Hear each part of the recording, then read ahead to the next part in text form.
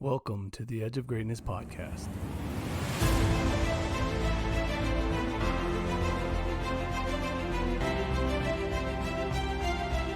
The path to greatness is never linear and requires patience and consistency. Join us on our journey as we peel back the layers of success, searching for that elusive core. Each week we will explore a different component of greatness, utilizing experts who have traveled some part of the path that we are all on. We aim to uncover insights into the areas of leadership, coaching, performance, overcoming failure, the power of habits, and so much more. We are all on the edge of greatness.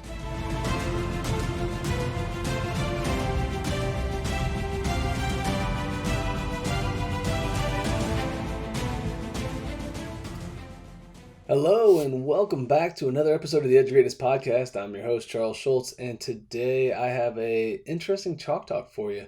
But first, if you haven't had a chance, please head over to our website, theedgeofgreatnessproject.com, and check out some of our apparel. We have some hats, we have some shirts, we've got hoodies, we've got a few other options for you. But if you like what we're doing and you like the direction of the show and what we're trying to accomplish here, it will go a long way for continuing to help us put out more episodes, advance the technology that we're using, get us some new equipment and things of that nature to carry this show forward. So, like I said, if you get a chance, go ahead over to the website now, theedgeofgreatnessproject.com, and pick yourself out a t-shirt or a hat and support the show. But today, what I want to talk to you about is heroes. You know, growing up, I love sports. There were several athletes that were my idols. And for me, this weekend, it was really cool. So I was finishing up the end of my travel ball season, and I got a chance to meet one of my childhood idols, Jim Thome. He was coaching in the same tournament. He was working with his son's team and working with them. And he was gracious enough to spend a little time talking to me on his way out of the park and snap a picture with me. And it was one of those moments for me that makes me want to be good enough at something to become somebody's idol. I think that's a special thing. I think that's something that's really unique. And so right now, I want you to think about when you were young, who were your idols? Who did you look up to? Were they athletes? Were they musicians? Were they actors or actresses? Was there an author that stood out as your idol? What would you do today if you met them? Would you have the courage or the desire to walk up and shake their hand and introduce yourself? Would you leave them alone and hope that, maybe someday you got another chance to run into them? I'm kind of curious to see what you guys would do, because there are people in this world that have an impact on you, right? And a lot of times these people don't know who you are because their impact is so great, which is why you were drawn to them. And it just goes to show you the value and the power of achieving greatness, right? So Jim Thome is somebody who I grew up watching from the time before I could even remember watching baseball. He was the guy for me, all right? We watched him, me and my dad would go and watch him play in the minors in Canton, and then when he made it to the pros, when he was with Cleveland, who happened to be my favorite team, I watched the beginning part of his career. And now granted, when he left, I was young enough to be hurt by that. But at the same time, I still enjoyed him on the other teams that he played for, which was really cool for me as a fan to evolve a little bit, because early in my fan career, I would probably have not wanted to be a fan of that guy after he left my team. But now that I've gotten older, I've come to appreciate players on other teams. No matter where they go, I will be a fan of that player. And for me, the reason why it was always Jim Thome is he always seemed to do it the right way. He was a hardworking, blue-collar type of player.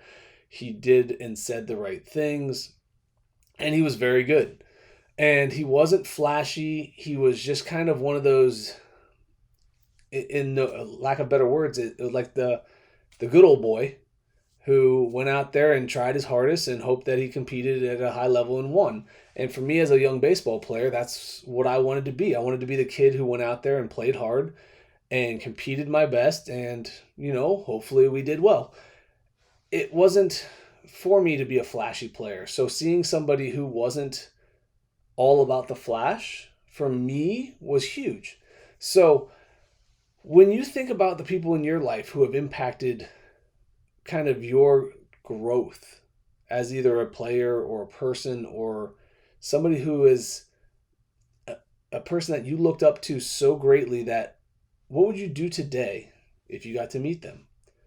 Would you be able to walk up to this person and say, "Excuse me, sir, ma'am, can I steal a moment of your time?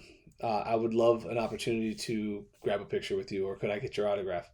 Would you do that, or would you back away and hope that just getting to see them was enough? So for me, I took that step, I took that risk. I walked up to Mr. Thome and I was like, I know people probably bombard you all the time with these things, but can I steal a moment of your time?